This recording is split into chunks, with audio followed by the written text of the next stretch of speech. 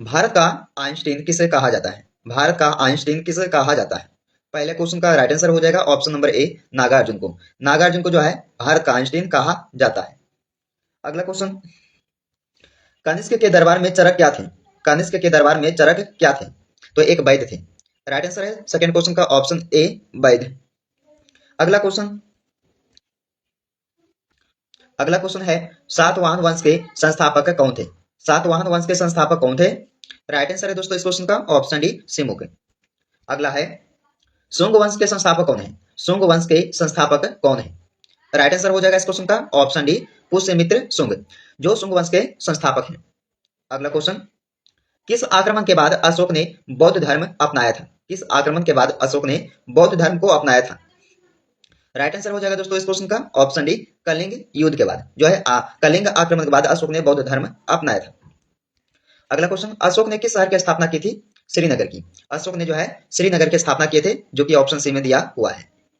अगला question, Heidi speech का युद्ध किसके किसके मध्य में हुआ था? किसके किसके बीच में हुआ था बताइएगा? हाइडी स्पीच का युद्ध तो ये हुआ था सिकंदर और पोरस के बीच में। ऑप्शन नंबर सी, सिकंदर और पोरस के बीच में हुआ था हाइडी स्पीच का युद्ध। अगला क्वेश्चन,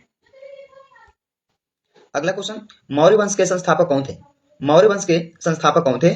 बिंदुसार, चाणक्य, समुद्रगुप्त या चंद्रगुप्त मौर्य? तो मौर्य वंश के संस्थापक थे चंद्रगुप्त मौर्य, यानी कि आपका ऑप्शन नंबर डी सही हो जाएगा। अगला है सिकंदर की मृत्यु कहां पर हुई थी? सिकंदर की मृत्यु कहां हुई थी? चलिए राइट आंसर हो जाएगा दोस्तों इस क्वेश्चन का ऑप्शन सी, बेबीलोन। बेबीलोन में हुआ था सिकंदर की मृत्यु। अगला क्वेश्चन, चंद्रगुप्त मौर्य ने चाणक्य को अपना क्या बनाया था? चंद्रगुप्त मौर्य ने चाणक्य को अपना प्रधानमंत्री बनाया था। ऑप्शन सी सही जवाब हो जाएगा, प्रधानमंत्री। अगला है ऋग वैदिक कार्यों का मुख्य व्यवसाय क्या था? तो देखिए ऋग वैदिक आर्यों का मुख्य व्यवसाय क्या था? यहाँ आर्य हो जाएगा दोस्तों कि ऋग वैदिक आर्यों का मुख्य व्यवसाय क्या था?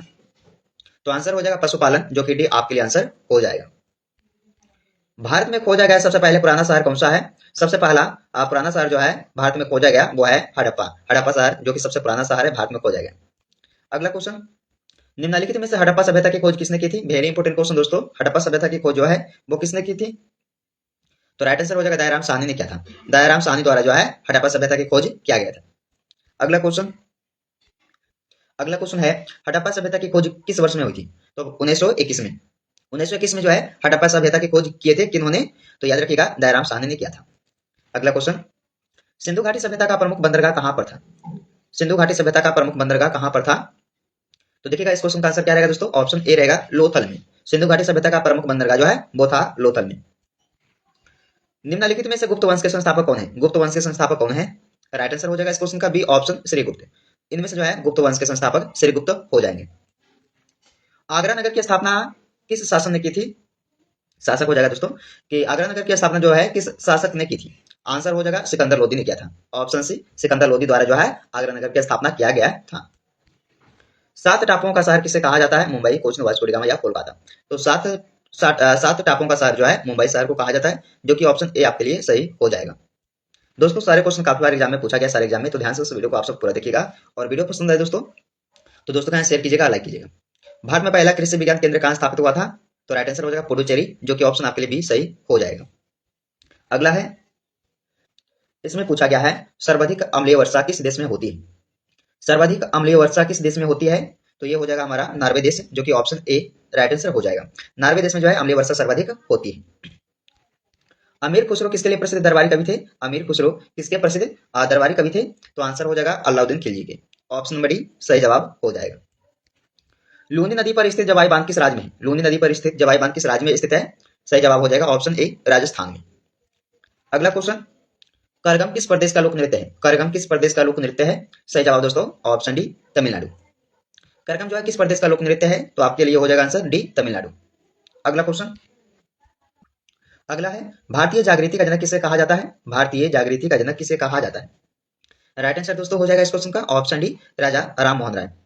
राजा राम मोहन राय जी को जो है भारतीय जागृति का जनक कहा जाता है। अगला, जम्मू कश्मीर में उरी बांध किस नदी पर स्थित है? जम्मू कश्मीर में उरी बांध किस नदी पर है?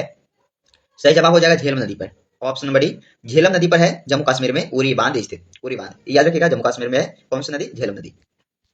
सुंदरवन राष्ट्रीय उद्यान किस राज्य में? सुंदरवन राष्ट्रीय उद्यान किस राज्य में स्थित है? सही जवाब हो जाएगा दोस्तों ऑप्शन सी, पश्चिम बंगाल राज्य में।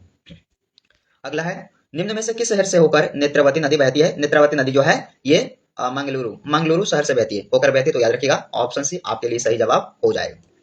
अगला है, निम्नलिखित में से कौन सा स्थान जैन धर्म से संबंधित है? निम्नलिखित में से कौन सा स्थान जैन धर्म से संबंधित है? सही जवाब दोस्तों रत्नगिरी, जो कि ऑप्शन आपके लिए बी हो जाएगा। रत्नगिरी से संबंधित है, जैन धर्म आपके लिए हो जाएगा। चलिए